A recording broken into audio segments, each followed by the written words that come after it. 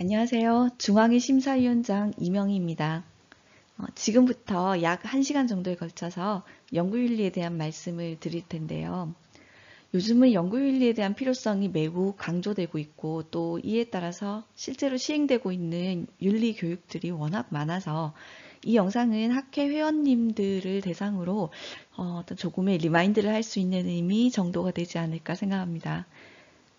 우리 학회에서 학술지를 처음 발행한 해가 2003년도더라고요. 벌써 20년째 학술지를 발행하고 있는데 학문 분야 특성상 대부분의 연구들이 사람들을 대상으로 해서 진행이 되고 있습니다. 그래서 이 시간에는 일반 연구윤리에 관해서 간단하게만 언급을 하고요.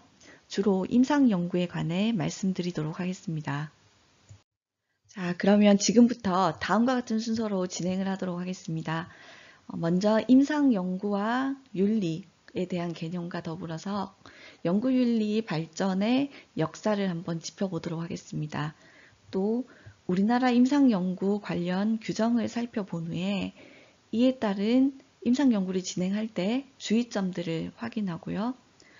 인간을 대상으로 연구를 수행할 때 승인을 해주는 기관인 기관윤리심의위원회 IRB라고 하죠. IRB에 대해서 알아보도록 하겠습니다.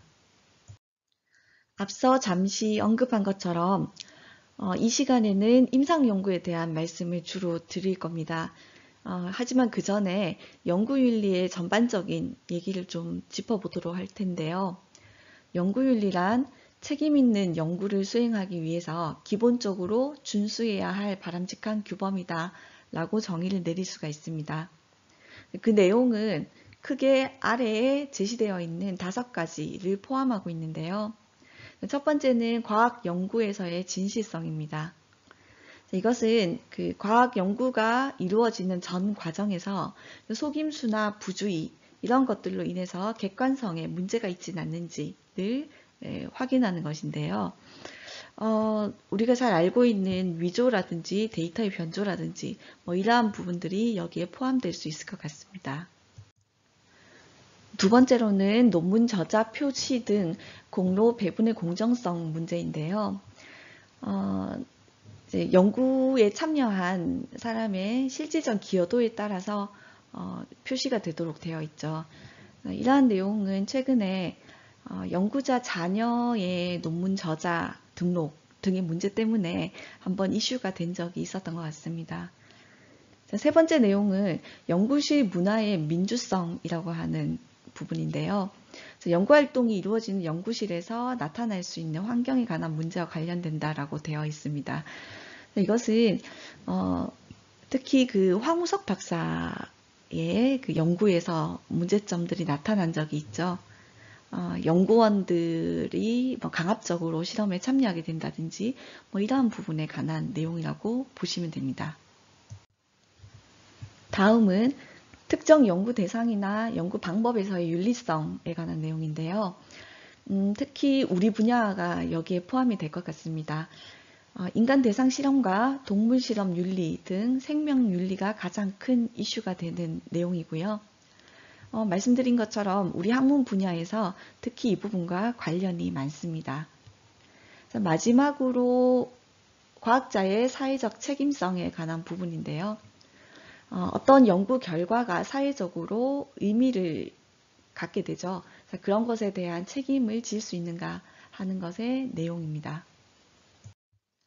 자, 그러면 지금부터 넓은 연구의 영역 중에서 우리 학술 분야와 깊은 연관성이 있는 임상 연구에 대해서 좀 더 자세하게 알아보도록 하겠습니다. 임상 연구라고 하는 것은 사람을 대상으로 하는 연구다라고 하는 것이 가장 큰 특징입니다. 이렇게 인간을 대상으로 하기 때문에 다른 연구들에 비해서 그 윤리성이 더 강조되게 되는데요. 특히 이 생명윤리와 굉장히 밀접한 관련이 있습니다. 임상연구의 그 역사적 배경들을 살펴보면 굉장히 여러 가지 스캔들이 발생하게 되고요. 그리고 그 스캔들 사이에서 필요한 가이드라인들이 규정되게 됩니다. 자, 그리고 비교적 최근에는 의약품 시장이 굉장히 국제화가 됨에 따라서 이러한 관련 규정들도 세계화되고 표준화가 될 필요성이 대두되게 되었습니다. 임상연구윤리는 많은 스캔들이 일어나면서 발전을 거듭하게 됩니다. 가장 초창기에 이루어졌던 연구들은 제넬 종두법, 그리고 펠라그라병 같은 것들이 해당이 되게 되고요. 그 이후에 세계제 2차 대전이 일어나게 되면서 그 과정 중에 수많은 인체 실험과 생체 실험이 이루어지게 됩니다. 자, 그 이유는 세계제 2차 대전은 이전에 일어났었던 전쟁과는 약간 성격이 달랐기 때문인데요. 과학이라든지 의학의 관점이 전쟁에 굉장히 중요한 수단이 되었었습니다. 예를 들면 군인들에 대한 질병, 그리고 세균전, 이러한 것들이 전쟁 수행에 필요한 것들이었기 때문에 이 인체 실험은 필수적인 것일 수밖에 없었던 거죠. 그런데 문제는 이 인체 실험이 일어나는 과정이 굉장히 큰 문제점을 가지고 있었다라는 겁니다. 피험자가 아주 어린아이이거나 또는 아무것도 알지 못한 상태에서 실험에 참여하고 난 이후에 그 결과로 사망을 한다든지 심각한 후유증을 평생 가지고 가게 되는 그런 결과들이 무수히 많았기 때문인데요. 이런 것들 때문에 1947년에 세계제 2차 대전이 끝나고 난 이후에 니렌베르크 강령이라고 하는 것이 발표되게 됩니다. 자, 이것은 최초의 국제적 연구 윤리라고 하는 큰 의미를 가지고 있죠. 자, 그 이후에 1960년대에는 탈리도마이드라고 하는 신약과 관련된 사건이 발생되게 됩니다. 이 사건으로 인해서 헬싱키 선언을 하게 되고요. 또 그 이후에 60년대 후반에는 법 제도화, 그리고 임상시험 심사위원회 같은 것들이 발족하게 되는 변화도 일어나게 됩니다. 또 1970년도 후반이 되게 되면 터스키키 매독 연구에 의한 벨몬트 리포트가 발표되게 되고요. 국제적으로 신약이 개발되고 난 것이 활용이 되었을 경우에 그 규제들이 다들 다른 문제점들이 생기면서 이것을 통일시키는 법을 제정하기도 합니다. 말씀드린 바와 같이 이렇게 굵직굵직한 스캔들을 통해서 지금 현재의 연구 윤리가 발전을 하게 되었습니다. 임상 연구는 인간을 대상으로 해서 진행하는 연구를 말하는데요. 가장 대표적으로 대상을 직접 조작하거나 환경을 조작해서 자료를 얻는 형태를 들 수 있습니다. 지금 우리 학술지에 실리는 대부분의 연구들이 여기에 해당이 된다라고 볼 수 있을 것 같고요. 또 다른 대표적인 예로는 연구 대상자의 행동을 관찰하거나 또는 대면 설문조사로 자료를 얻는 형태를 들 수가 있습니다. 앞서 말씀드린 것처럼 인간을 대상으로 하는 임상 연구는 연구를 수행하기 전에 기관 연구윤리위원회의 심의를 받아야 합니다. 하지만 경우에 따라서 심의가 면제되는 연구들이 있는데요. 일반 대중들에게 이미 공개된 정보를 활용을 한다든지 개인 식별 정보를 수집하지 않는 연구들이 이 경우에 해당이 되죠. 또 대상자에 대해 물리적 조작이 혹시 있다 하더라도 그 위험이 미미한 단순 평가라든지 또는 어떤 물건을 활용을 하고 난 이후에 그 만족도를 조사하는 그런 연구들이 여기에 포함이 되게 됩니다. 지금 보시는 것처럼 인체 유래물 관련 연구 중에서도 경우에 따라서 심의 면제가 될 수가 있는데요. 대상자의 개인정보를 수집하지 않는 연구의 경우들이 여기에 해당이 됩니다. 가장 오른쪽에 보시면 가나 다라에 해당하는 이런 연구들이 될 것이고요. 또한 긴급 상황에서 국가나 지자체가 직접 수행하는 연구라든지 교육기관에서 교육과정 관련 연구가 그 대상이 되게 됩니다. 지금까지 임상연구의 범위와 정의를 같이 살펴봤고요. 또 임상연구를 수행하기 위해서는 기관윤리위원회의 심의를 받아야 하는데 그 심의의 면제가 되는 범위를 같이 한번 살펴봤습니다. 자, 이처럼 지금 제정되어서 적용되고 있는 연구윤리는 영상 초반에 제가 잠시 소개를 해드린 것처럼 연구윤리에 대한 개념이 서 있지 않았을 때 그때 행해진 비윤리적인 행위에 대한 논란 속에서 발전이 되어 왔습니다. 자, 그러면 지금부터는 연구윤리 역사에 영향을 준 몇 가지 스캔들을 소개해 드리려고 합니다. 네, 첫 번째 소개해 드릴 연구는 1700년대 말에 실시된 종두법 연구입니다. 영국에서 태어난 제너라고 하는 의사가 있었는데요. 이 의사가 일을 하는 마을에는 소젖을 짜는 여자들에게 천연두가 발생하지 않는다라고 하는 속설이 있었습니다. 그때 당시에 이 천연두는 굉장히 심각한 그런 질병이었었거든요. 그래서 제너는 이 속설을 가지고서 한 가지 가설을 세우게 됩니다. 소와 접촉을 해서 우두를 한번 앓았던 사람은 천연두에 면역이 생겼을 것이다 라고 가설을 세우고요. 이것을 실험을 하기 위해서 제임스 피프스라고 하는 8세 소년을 대상으로 선정을 하게 됩니다. 실험은 우두를 앓았던 여성의 물집에서 뽑은 고름을 이 피프스의 양팔에 상처를 내고 그 상처에 주입을 하는 방식으로 진행이 되게 됐는데요. 소년이 처음에는 우두 증세를 보이다가 좀 회복이 된 이후에 천연두를 다시 주입을 했더니 반응이 없었던 겁니다. 그래서 이 제너는 확신을 했죠. 우두에 관련한 면역이 천연두에도 효과가 있다라고 확신을 하게 됩니다. 이 연구의 문제점은요. 최초의 가설을 위한 임상 시험이긴 하지만 동물 실험 등을 거치지 않았고 피험자가 아주 취약한 어린 아이였던 것이죠. 그래서 그런 어린 아이에게 이런 실험을 실행한 것이 큰 문제점이다라고 판단되었습니다. 세계 제2차 대전 동안에 이루어진 나치 임상 실험은 굉장히 잔인하기로 유명하죠.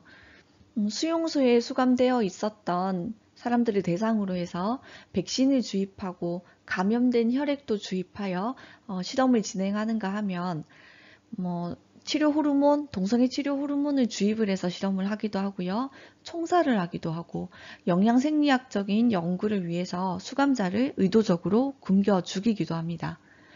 자, 이러한 나치의 실험들은 사람을 대상으로 굉장히 비윤리적이고 비과학적인 실험들이었죠.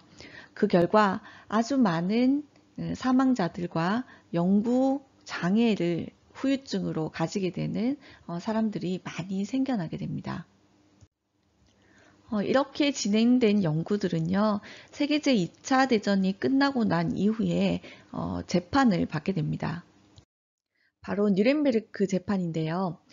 임상실험에 참여했었던 15명의 독일 의사를 대상으로 해서 재판이 진행이 되었고 그 중에서 7명은 교수형 그리고 8명은 장기형을 선고받게 됩니다. 이 과정에서 뉴렌베르크 강령이 발표가 되게 되는데요. 뉴렌베르크 강령은 최초의 국제 연구윤리 지침으로서 굉장히 큰 의의가 있습니다. 이 내용을 살펴보면 가장 주된 내용이 연구 대상자의 자발적 동의가 있어야 된다라고 하는 내용과 더불어서 반드시 연구를 통해서만 가치를 있는 결과를 얻을 수 있었을 때 연구가 진행이 되어야 한다라고 하는 것이 주요 내용이 되겠습니다. 네, 굉장한 이슈가 되었던 또 다른 연구는요, 터스키키 매독 연구라고 하는 것이 있습니다. 이 터스키키 매독 연구는 약 40년 동안 진행된 굉장히 장기 프로젝트였고요. 자, 이것은 미국 엘레바마 터스키키에서 진행된 정부 주도하에 진행된 관찰 연구였습니다. 연구의 주된 내용은 매독이 걸린 사람들이 치료를 하지 않았을 때 어떠한 일들이 발생되는지, 그들에게 어떠한 일들이 일어나는지를 관찰하는 연구였고요. 이 연구의 대상자들은 흑인들이 됩니다. 흑인들 204명, 그리고 매독 환자 412명 해서 거의 600명이 넘는 사람들을 대상으로 해서 진행이 되게 되죠. 이 연구의 문제점은 치료를 할 수 있는데도 불구하고 치료를 하지 못하게 한 그런 부분들도 있었고요. 그리고 위약에 해당하는 상관이 없는 치료와 상관이 없는 아스피린, 철분제 이러한 것들을 치료약이라고 속여서 나누어 줬죠. 그래서 잘못된 정보를 제공했다라고 하는 문제점이 있었습니다. 자, 이로 인해서 피해를 받은 사람들에게는 피해 보상을 하지 않았다라고 하는 것 역시 문제점이 됐었죠. 자, 이 사건은 차후에 벨몬트 보고서라고 하는 것을 발표한 그런 계기가 되게 되었었고요. 미국에서 임상 연구와 관련된 국가연구법을 통과시키는데 주요한 역할을 하게 되었습니다. 1950년대에 발생된 탈리도마이드 사건은 의약품 부작용에 대해서 이야기를 할 때 언급되는 대표적인 사례인데요. 개발된 신약으로 동물 실험을 했을 경우에 동물의 수면이 잘 유도되는 효과가 있었습니다. 그리고 이 약을 가지고 임신부들에게 복용을 시켰더니 입덧이 가라앉는 효과를 보이게 된 거죠. 그래서 3년간 시판이 되게 됩니다. 하지만 전 세계적으로 10,000명 이상의 피해자가 발생을 하게 되는데요. 그 발생된 형태는 옆에 사진에 보시는 것처럼 태어난 신생아가 팔다리가 제대로 형성되지 않는 그런 기형아들이었던 겁니다. 그래서 이 약품에 대한 조사를 진행을 해봤더니 임상시험 단계에서 말초신경염 같은 부작용이 보고가 되었지만 제약회사는 이 내용을 은폐하고 그대로 약을 시판한 것이 문제가 되었던 것이죠. 이 사건을 계기로 해서 임상시험을 했을 경우에 그 약품을 투여하기 전에 대상자들에게 약품 투여로 인해서 발생할 수 있는 잠재적인 문제점들을 알려줘야 한다라고 하는 것인데요. 이에 관련된 서면 동의를 받아야 한다라고 하는 주장이 제기되게 됩니다. 그래서 Food, Drug and Cosmetic Act 법이 제정이 되게 되고요.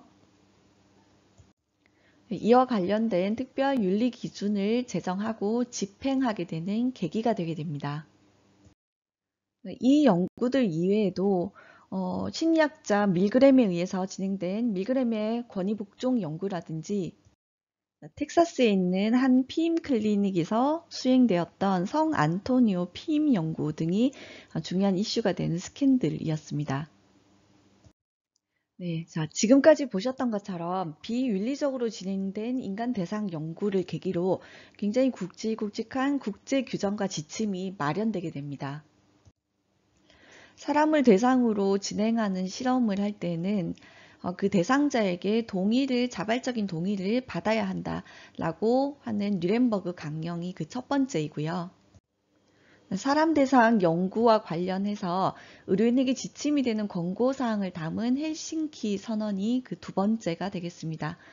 헬싱키 선언의 내용을 잠시 체크를 해보면 의학 연구의 목적이 지식을 생성하는 것이지만 그 목적은 연구 대상자의 권리와 이익보다 우선될 수 없다라고 하는 것과 피험자의 보호 책임은 항상 의사나 의료인에게 있다라고 하는 내용, 또 피해를 입은 연구 대상자에게는 적절한 치료와 보상이 제공되어야 한다라고 하는 것이 주된 내용이 되겠습니다.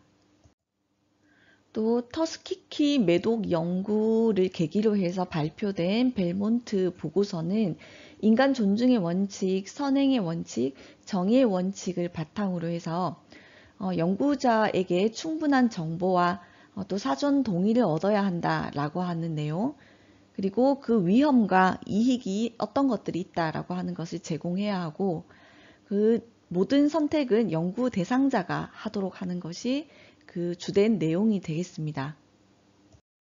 우리나라의 경우에는 현재 약사법에 한국의약품 임상시험 관리 기준이 제시가 되어 있고요. 이 내용을 주요 골자로 해서 생명윤리 및 안전에 관한 법률, 개인정보에 관한 법률 등이 우리나라 임상연구 관련 규정들이 되겠습니다.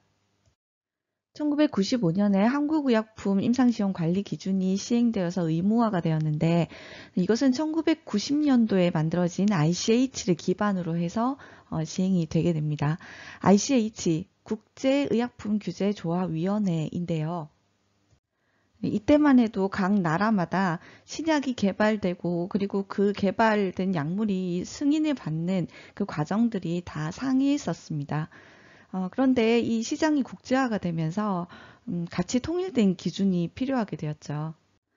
그래서 우선 그 미국과 유럽, 그리고 일본이 임상시험 기준을 통일해서 이것을 같이 상호 승인하는 목적으로 가이드라인이 만들어지게 됩니다.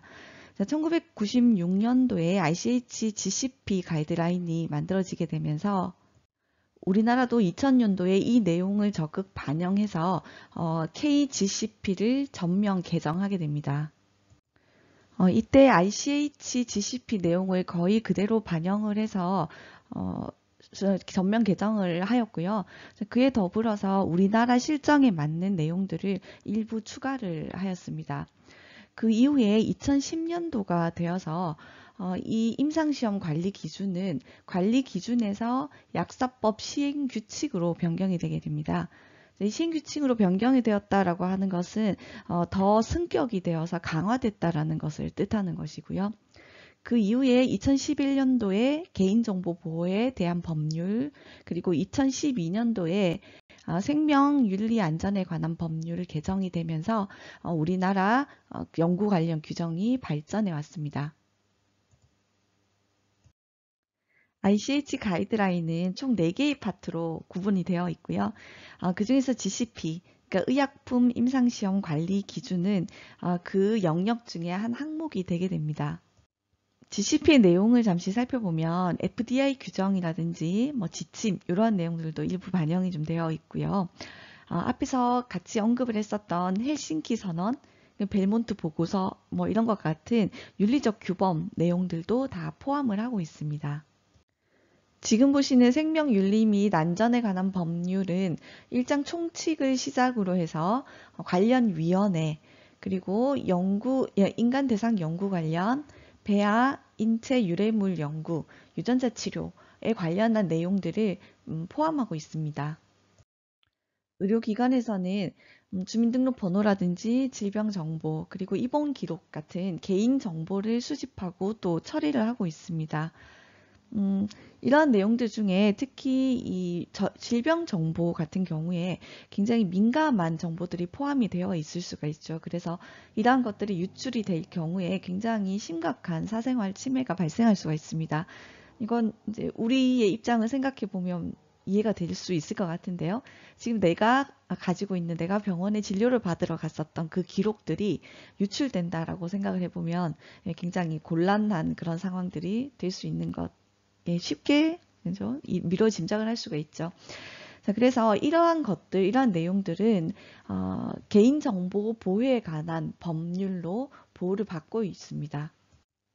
이 개인정보보호법은 2011년도부터 제정이 되어서 지금 현재 계속 시행이 되고 있습니다. 살펴보았던 법들은 그 종류에 따라서 목적이 약간씩 차이가 나게 됩니다. 예를 들어서 생명윤리 및 안전에 관한 법률의 경우에는 사람을 대상으로 해서 연구를 할 때 인체 유래물, 배아, 유전자 같은 것들을 취급하는 경우가 있죠. 자, 이러한 것들을 취급을 할 때 인간 존엄 가치를 침해하거나 또는 위해를 끼치는 것을 방지할 목적으로 만들어진 법입니다. 그래서 궁극적으로는 생명윤리 안전 확보, 국민의 건강과 삶의 질 향상, 뭐 이러한 것들이 목적이 되는 것이고요. 두 번째로 의약품 임상시험 관리 기준의 경우에는 임상시험을 계획하고 결과 보고서를 작성하는 단계까지 그 모든 과정의 기준을 정함으로써 정확하고 신뢰할 수 있는 자료의 결과를 얻고요. 그리고 피험자의 경우에는 그 피험자의 권익 보호와 비밀 보장을 하는 그런 목적으로 이루어지게 된 법입니다. 임상 연구의 정의는 앞에서도 한번 말씀을 드린 적이 있고요. 그리고 여기 옆에 제시되어 있는 용어와 관련 내용들을 한번 확인해 보시면 될 것 같습니다. 또 개인정보에 대한 정의도 관련 용어들이 제시되어 있으니까 한번 읽어보시면 되지 않을까 생각합니다. 개인정보라고 하는 것은 살아있는 개인에 관한 정보로 이름, 주민등록번호, 영상 등을 통해서 개인을 알아볼 수 있는 정보를 말합니다. 자, 이러한 개인정보는 크게 민감정보와 고유식별정보로 나누어 볼 수가 있는데요. 민감정보라고 하는 것은 사상이나 신념, 노동조합 정당의 가입 및 탈퇴, 정치적 견해, 건강, 성생활 등에 대한 정보들이 여기에 포함이 됩니다. 또 이에 더불어서 유전 정보 또는 범죄 경력 자료 이러한 것들도 민감 정보에 포함이 되는 내용들입니다. 고유식별 정보라고 하는 것은 개인을 고유하게 구별하기 위해서 부여된 식별 정보인데요. 예를 들면 주민등록번호, 그리고 여권번호, 또 뭐가 있을까요? 운전면허 번호, 그리고 외국인 등록번호 이러한 것들이 고유식별 정보에 포함이 되게 됩니다. 의료기관 개인정보 보호 가이드라인에 제시된 내용들을 살펴보면 개인에 관한 정보는 자연인에 관한 정보라고 정의 내릴 수 있습니다. 그래서 이것은 어떤 단체라든지 법인이라든지 이러한 범위에는 해당이 되지 않는다라고 보시면 되고요. 또한 개인정보는 생존하는 개인에 관한 정보입니다. 이미 사망을 했거나 또는 실종신고로 인해서 이제 관계 법령에 의해서 사망한 것으로 간주되는 그러한 경우에는 역시 이 개인에 관한 정보에 포함되지 않습니다. 그리고 생존하는 개인, 특정 개인을 알아볼 수 있는 정보라고 또 제시가 되어 있는데요. 예를 들어서 이름만 제시해서는 특정 개인을 알아본다, 식별한다, 쉽지가 않을 것 같습니다. 그래서 그러한 것들은 해당이 되지 않더라도 이름과 같이 사람의 모습이 제공이 된다든지 또는 이름과 같이 주민등록번호 또는 전화번호, 연락처 이러한 것들이 같이 제시되어 있어서 개인을 식별할 수 있다라고 하면 이건 역시 개인정보가 되게 됩니다. 마지막으로 그 개인정보의 종류 또는 형태에 제한이 없다라는 내용인데요. 그 정보가 글씨로 제시가 되었던 문자 또는 목소리나 음성, 녹음 같은 것들도 여기에 해당이 되겠죠. 음성으로 제시가 되었든 영상으로 제시가 됐든 그 영상은 동영상이 될 수도 있고요. 사진 같은 것들이 될 수가 있죠. 그래서 어떠한 형태든 상관이 없이 형태에 제한이 없이 정보가 제공이 되게 됩니다. 그러한 것들은 모두 다 개인정보에 포함이 될 수 있다라는 얘기죠. 아래 보시는 표에는 개인정보의 예시들이 제시가 되어 있습니다. 이 많은 정보들 중에서 우리가 주로 많이 수집하는 그런 정보를 한번 체크를 해보면 좋을 것 같은데요. 아무래도 일반 정보와 더불어서 신체 정보라든지 우리는 이런 신념 사상 이런 쪽은 크게 특별한 경우를 제외하고 이런 것들을 수집할 일은 별로 없을 것 같기는 합니다. 재산 정보 마찬가지일 것 같고요. 신체적 정보가 주로 되게 될 것 같고 사회적 정보, 글쎄요. 교육과 관련한 또는 근로 제공, 근로 정보 이런 것과 관련한 것들은 좀 주의를 해야 될 부분들이 아닌가 하는 생각이 듭니다. 생명윤리 및 안전에 관한 법률에서는 임상연구에 대한 내용을 주로 다루고 있는데요. 그중 제3조는 임상연구의 기본 원칙에 대해서 언급하고 있습니다.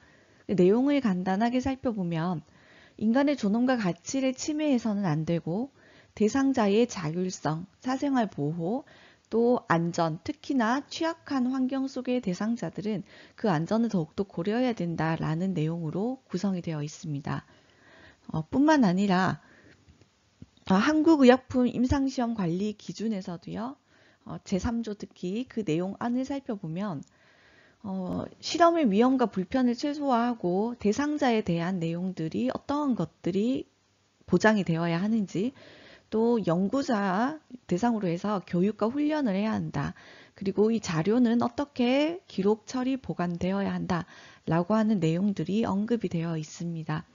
뿐만 아니라 임상시험 실시 기준에도 보시면 이런 임상시험을 실시하는 기관에 대한 관리, 그리고 그 처리하는 실험에 관련한 관리 방법들, 이러한 것에 대한 기본 원칙들이 잘 제시가 되어 있습니다. 개인정보를 보호하는 것도 중요한 원칙 중에 하나가 되겠죠.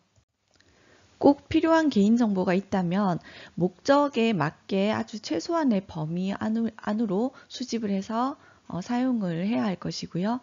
처리 목적을 명확하게 밝히면서 그 목적 이외에는 활용을 하지 않아야 하겠습니다. 이러한 내용들, 이러한 기본 원칙들이 다 제시가 되어 있습니다. 현재 국내에는 연구윤리에 대한 정책을 마련하고 지원하는 기관들이 있습니다. 가장 대표적인 기관으로 국가생명윤리정책연구원이라고 하는 곳이 있는데요. 2011년도 말에 설립이 되어서 연구윤리에 대한 정책, 그리고 연구를 수행하고 또 이를 지원하고 있습니다. 국내의 기관위원회 평가를 담당하고 있고요. 그리고 인증을 수행하는 기관입니다. 공영 IRB 운영을 담당하기도 하고요. 옆에 홈페이지를 캡처를 해놨는데 홈페이지 주소가 있으니까 궁금한 사항을 한번 확인해 보시기 바랍니다. 어떠한 정책을 지원하고 있고 어떤 연구들이 지금 수행되고 있는지 그러한 내용들이 아주 자세하게 잘 제시가 되어 있습니다.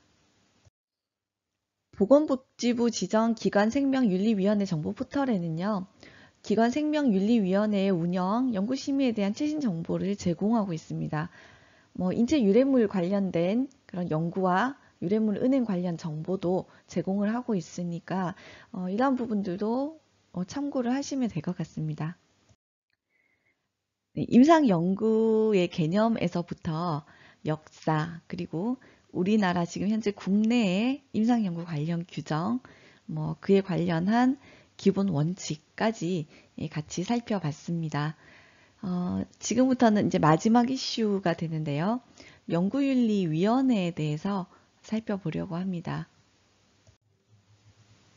연구가 윤리적이어야 하는가에 대한 화두를 던진다면 당연히 윤리적이어야 한다라고 대답을 해야 할 것 같습니다.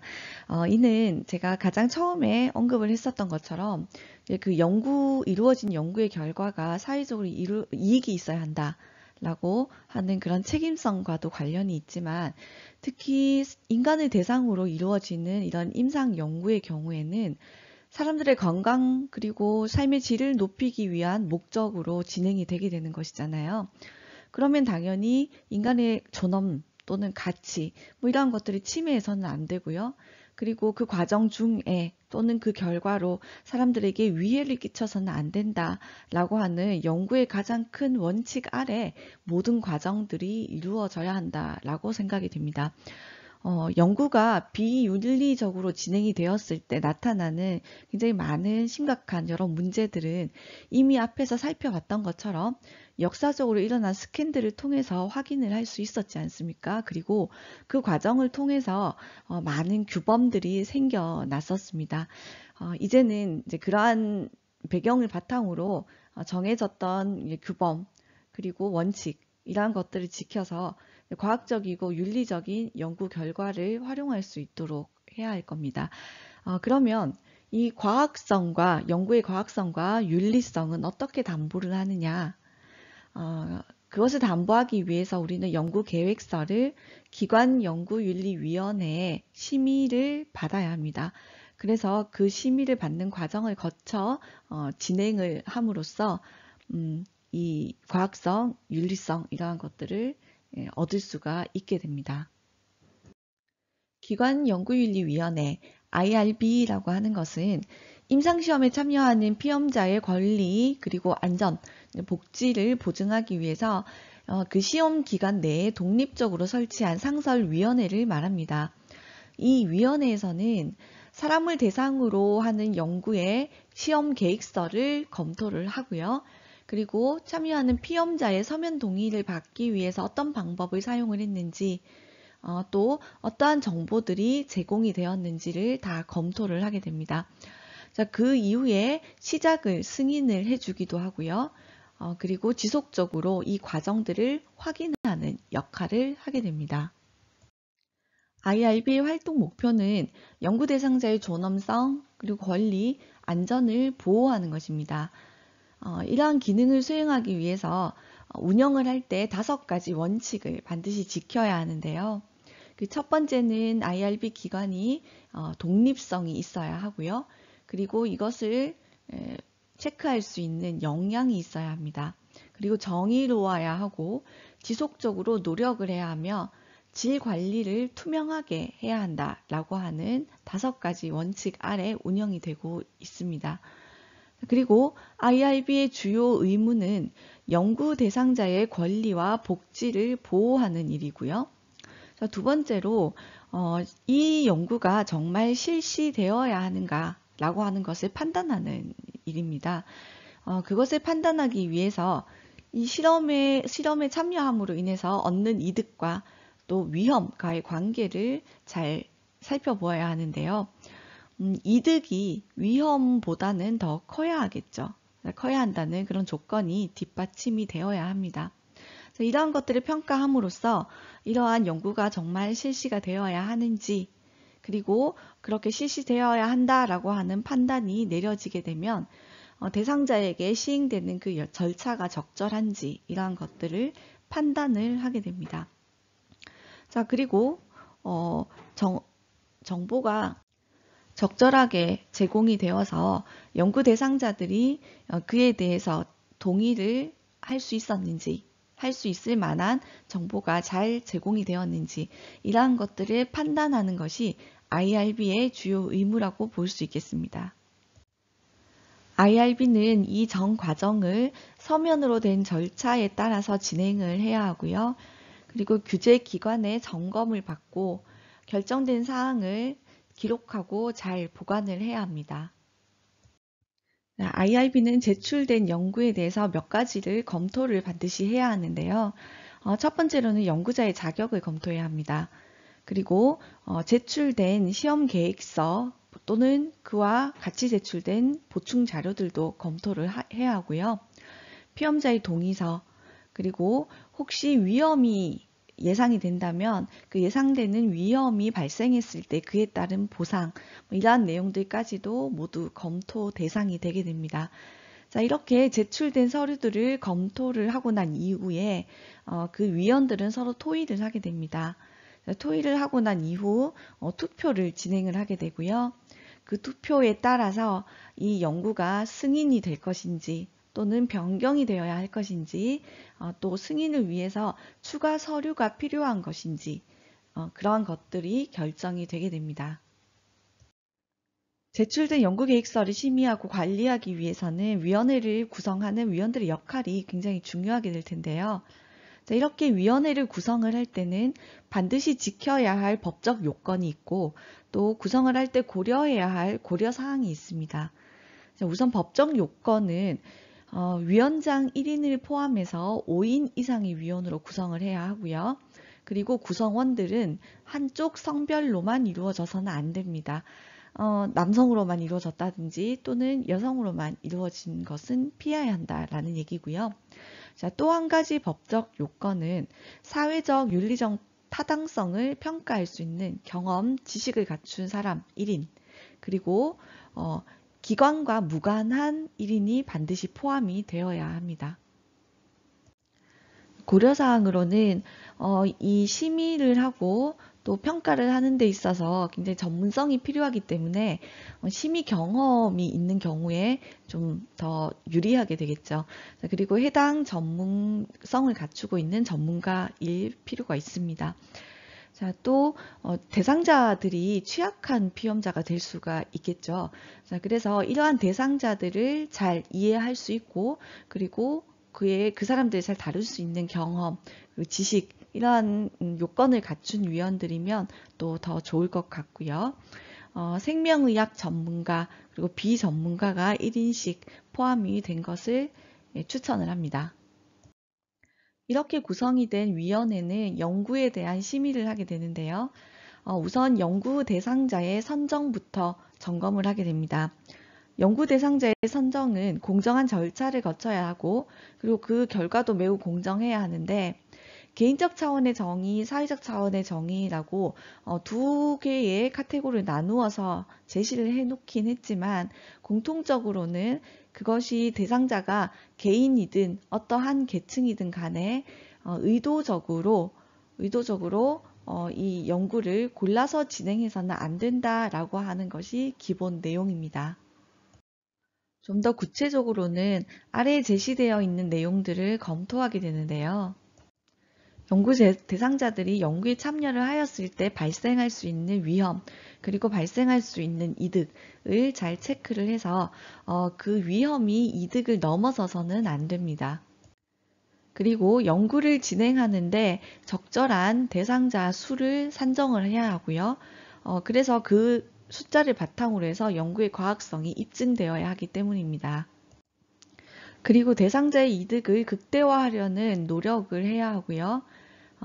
그 취약한 피험자, 어린이라든지 또는 환자라든지 또는 장애인과 같은 그런 피험자들을 보호해야 할 의무가 있습니다. 연구자는 본인의 지위를 이용해서 연구 대상자를 의도적으로 선정을 해서는 안 되는데요. 예를 들어서 의존적인 지위에 있다라든지 또는 자유동의 능력이 제한되어 있는 그런 경우, 그리고 질병, 사회적 조건으로 조정하기 쉽다라는 그런 이유로 연구 대상자들을 선정을 해서는 안 됩니다. 연구를 진행할 때 반드시 포함되어야 될 것 중에 하나는 연구 대상자로부터 자발적 동의를 받아야 한다는 것입니다. 이 대상자의 자발적 동의에 대한 개념은 앞에서 잠시 언급되었던 것처럼 뉘렌버그 강령에서 나왔었던 내용인데요. 자, 이 연구 동의서에 포함되어야 할 내용은 아래와 같습니다. 자, 첫 번째로 인간 대상 연구, 이 연구의 목적이 무엇인지 반드시 제시를 하셔야 하고요. 그리고 연구 대상자가 연구에 참여하는 기간, 절차, 방법들을 상세하게 제시를 해야 합니다. 또 대상자가 참여를 하였을 때 예상되는 위험이라든지 또는 얻을 수 있는 이득 같은 것을 반드시 상세하게 그 정보를 제시를 하셔야 하고요. 개인정보에 관한 사항들은 어떻게 관리를 할 것인지 또 어떠한 부분들을 활용할 것인지에 대한 내용들도 제공을 하셔야 합니다. 연구에 참여를 함으로써 발생할 수 있는 손실이 있다면 그것에 대해서 어떻게 보상할 것인지 보상 방법도 알려주셔야 하고요. 그리고 개인정보 제공에 관한 사항, 동의의 처리, 내가 하다가 중간에 참여를 하고 있다가 참여를 하지 않겠다.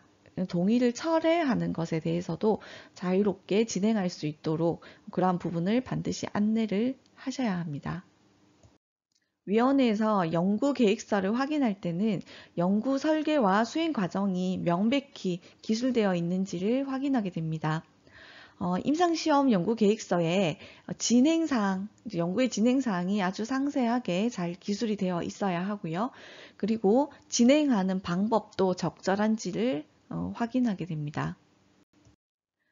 만약에 하고자 하는 연구가 새로 개발된 의약품 또는 새로운 시술의 효과를 보고자 한다면 이런 새로운 시술의 이익 또는 위험, 효과 이러한 부분들은 지금 현재까지 입증이 되어서 활용되고 있는 가장 좋은 시술의 이익과 위험, 효과와 비교를 해서 검증을 해야 합니다.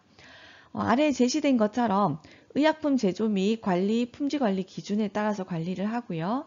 식품의약품안전처장이 승인한 임상시험 계획서에 따라서 또 품질 보증이 이루어질 수 있는 체계 하에서 연구가 진행이 되어야 합니다. 연구자가 연구 계획의 심의를 위해서 위원회에 서류를 제출을 할 때는 임상연구 사후 조항의 내용도 반드시 포함이 되어야 합니다. 임상연구 사후 조항이라고 하는 것은 연구에 참여했었던 모든 대상자가 시험을 끝나고 난 사후에도 접근할 수 있는 조항을 만들어야 하는 건데요. 이러한 내용은 동의를 받는 과정에서 참여자들에게 이미 공개를 하여 동의를 받아야 합니다. 자, 예를 들어서 어떤 저개발 국가를 대상으로 해서 시행되는 임상연구라고 칩시다. 자, 그 대상자들을 대상으로 해서 약물 등의 임상시험을 진행을 했는데 그 진행한 결과 이 약물이 효과가 있다라는 결론이 났습니다. 자, 이랬을 때 지속적인 연구가 연구 참여자들에게 도움이 된 결과가 나타난 것이죠. 자, 이렇게 연구가 끝나고 난 이후에도 연구 참여자는 이 약물을 처방받아서 투여가 가능한지, 그리고 그 가능한 방법이 있는지, 이러한 내용들을 연구 계획서와 동의서에 제시하고 또 공개를 해야 된다라는 내용입니다. 연구를 진행을 할 때는 연구의 목적에 맞게 계획을 정확하게 할 필요가 있고요. 진행 역시 명확하고 정확하게 해야 합니다. 또 연구 대상자의 선정도 공정하게 해야죠. 자, 그런데 이뿐만 아니라 연구의 결과물을 등록하고 출판해서 그 결과를 보급하는 것 역시 매우 중요합니다. 연구자는 연구의 결과를 공개할 의무가 있고요. 그리고 논문으로 그 결과를 제시를 한다면 그 원고의 완성도와 정확성도 책임져야 합니다. 그리고 저자들은 출판 윤리 지침을 준수하고 그 결과가 부정적이거나 혹은 예상한 결론을 내리지 못하였더라도 그 결과를 출판하거나 공개해야 합니다. 자, 이때 연구 재원의 출처도 밝히고 소속 기관과의 이해관계도 밝혀야 하고요. 자, 이 연구 결과의 출판과 보급에 관한 사항은 연구자와 저자뿐 아니라 의뢰자, 편집인, 그리고 발행인까지 그 모두에게 윤리적 책임이 있습니다. 지금까지 연구윤리, 특히 인간을 대상으로 수행하는 임상연구윤리에 대한 말씀을 드렸습니다.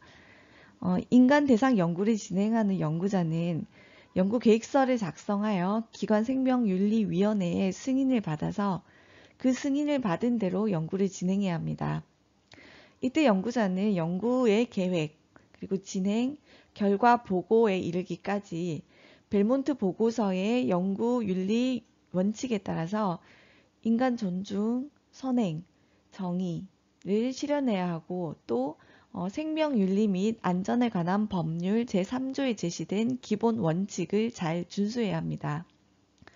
이런 원칙을 잘 지킬 때 연구 대상자의 인권과 안전, 그리고 복지가 보장되고 연구 결과에 대한 과학적 신뢰성도 확보될 수 있다는 것을 반드시 기억해야겠습니다.